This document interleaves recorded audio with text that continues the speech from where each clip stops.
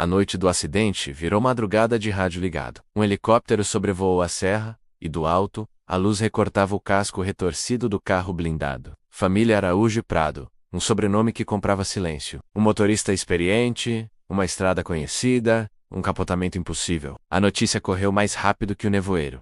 Todos mortos. Na manhã seguinte, os jornais amanheceram com duas palavras que sempre custam caro: único herdeiro. No início, era só rumor. Diziam que antes de romper com a família, a filha caçula deixara um bebê registrado em cartório simples, fora do circuito de sobrenomes. Diziam que a avó tentara encontrar o neto, para não esfarelar o legado. Diziam, o Brasil assistia, entre café e trabalho, a uma novela sem capítulos. Meses passaram, advogados, inventário, cofres, ações, um trust milionário travado por uma cláusula. Em havendo herdeiro, tudo é dele. O país virou detetive. Programas vespertinos fizeram mapas, influencers viraram genealogistas de ocasião, especialistas explicaram termos em inglês, e nada. Até que um repórter com cansaço nos olhos, menos mais verdade do que fama, menos seguiu o fio, menos glamouroso. A infância pobre da filha caçula. Ele cruzou certidões, consultou parteira aposentada, ouviu uma vizinha da rua de trás. Achou o nome Gabriel, e achou vazio. Nenhum endereço, nenhum emprego, nenhum CPF recente. A matéria foi ao ar, sem foto. Só a frase: se ele existir. É o brasileiro mais rico e mais invisível do país. Foi numa segunda-feira fria que o repórter recebeu uma ligação de voz rouca. Quer saber quem é o herdeiro? Vem até a Praça do Glicério, 23 horas, traz pão. Ele foi. No banco de cimento, um homem magro, barba crescida. Casaco que já não aquecia. Olhos de rio cansado.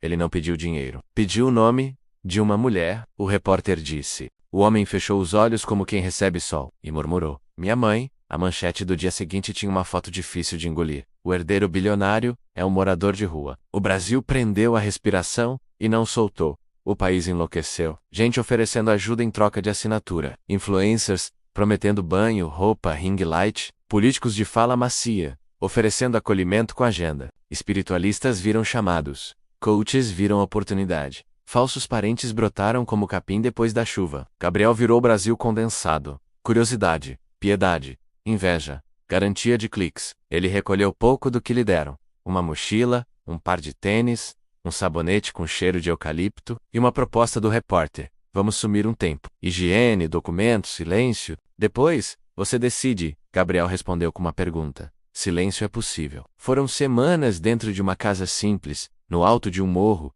emprestada por uma professora aposentada. Banho demorando mais do que a culpa, barba apurada, dentes quedados, exames, psicoterapia, sono que voltava aos poucos. A equipe jurídica trabalhou quieta. Descobriram o que sobrou da família, tudo: empresas, terras, patentes, participações, arte, dívidas também menos, e um rastro de esquemas que cheiravam a gasolina. A limpeza começou pelo nome. Gabriel assinou a primeira ordem auditória total.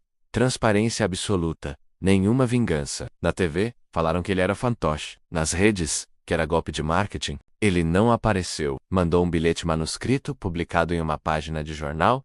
Eu existo, estou vivo. Preciso de silêncio para merecer o que recebi. O Brasil, que gosta de palco, teve de aprender a esperar. 1 ano de reclusão. Ano do estudo economia em livros rabiscados. História do país em documentários mal iluminados. Conversas com gente que sabe mais do que fala. 1 ano recolhendo a própria biografia. Abrigo, calçada, bicos. Vícios que não viraram abismo por pouco. Amigos de chão que não pediam nada além de olho no olho. Quando completou 1 ano, às 6 horas da manhã de uma segunda, Gabriel desceu o morro com uma camisa branca simples, um paletó que sentava bem, um caderno de capa preta. Atrás dele, ninguém. À frente, o país inteiro. O auditório tinha cheiro de madeira encerada. As cadeiras, ocupadas por jornalistas conhecidos e alguns desconhecidos de perguntas boas. A transmissão, ao vivo. Gabriel sentou, respirou, abriu o caderno. Eu não vim pedir desculpa por quem me deu o que eu não pedi menos.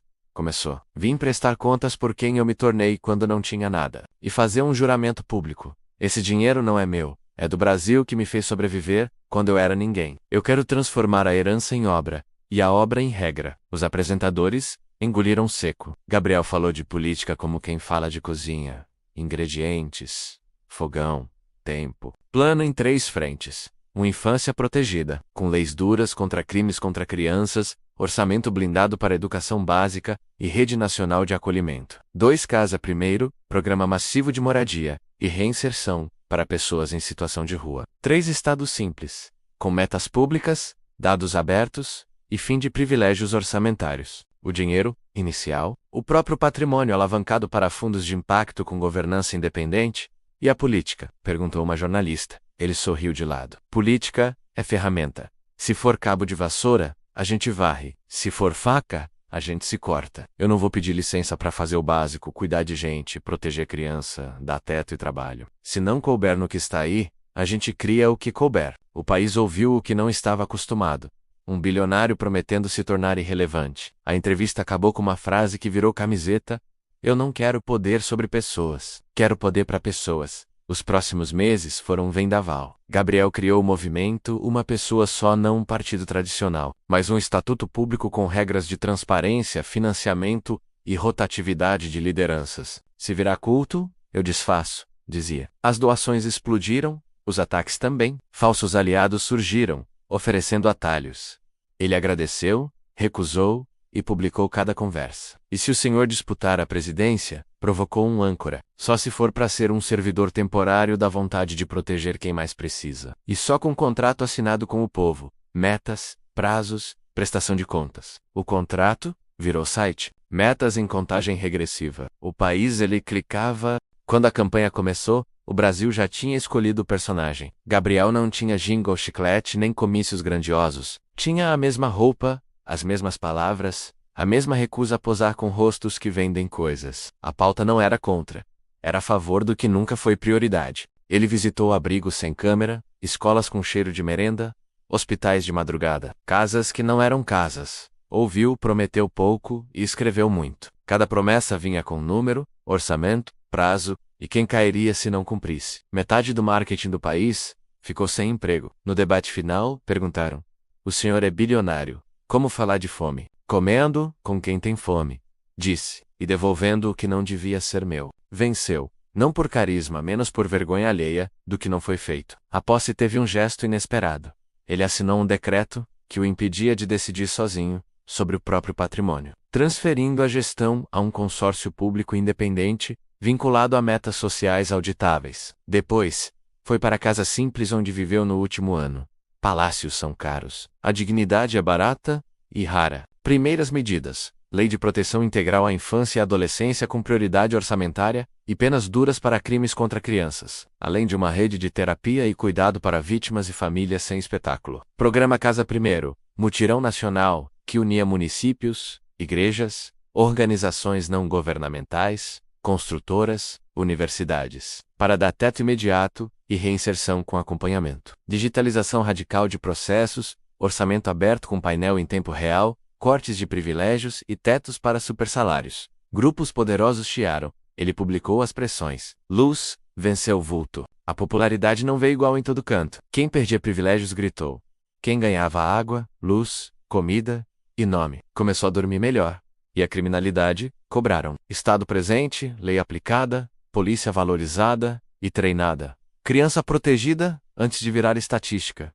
Menos respondeu. Não se combate violência com espetáculo. Se previne com o futuro. Ano 2, o país começava a mudar de assunto. Menos briga, mais relatório, tudo ia bem, até que um vazamento trouxe de volta a velha sombra. Um contrato superfaturado, em uma estatal, assinado por alguém indicado pelo próprio movimento. A oposição farejou sangue, a base vacilou. O país lembrou por que desiste fácil. Gabriel foi à TV com o mesmo caderno de capa preta. Eu não sou santo, eu sou um servidor. Servidores erram menos e caem. Eu não protejo os meus. A partir de agora, todo indicado político será investigado por uma força-tarefa independente. O responsável está exonerado e responderá na justiça. E eu respondo pelo que deixei passar. Não foi discurso, foi gesto. Em dias, a força-tarefa abriu dados, prendeu quem tinha que prender e fechou a torneira. O custo político existiu. A confiança, também. Na mesma semana, Gabriel deu a entrevista mais curta da carreira. Eu prometi mudar a vida dos brasileiros. Mudar não é mágica. É documento assinado, criança protegida, teto construído, crime punido e prestação de contas. Se eu perder popularidade por cumprir isso, É um preço barato. O repórter que o descobriu na praça o encontrou novamente, agora na mesma praça, de madrugada. Gabriel comia pão com manteiga num copo de plástico. O repórter perguntou se ele sentia falta do anonimato. Às vezes sim, mas eu sinto mais falta de ver gente dormindo sem medo. Quando essa for a rotina, eu volto ao silêncio. Até lá, trabalho. A câmera subiu para o céu da cidade. Não era um final, era um começo que o Brasil não conhecia. O de medir governo por quantas crianças estão na escola. Quantos brasileiros dormem sob um teto? Quantas contas são publicadas, sem vergonha? No rodapé da tela, apareceu a frase que um dia virou camiseta. Agora parecia coisa viva. Eu não quero poder sobre pessoas. Quero poder para pessoas, e pela primeira vez em muito tempo, o país inteiro quis a mesma coisa.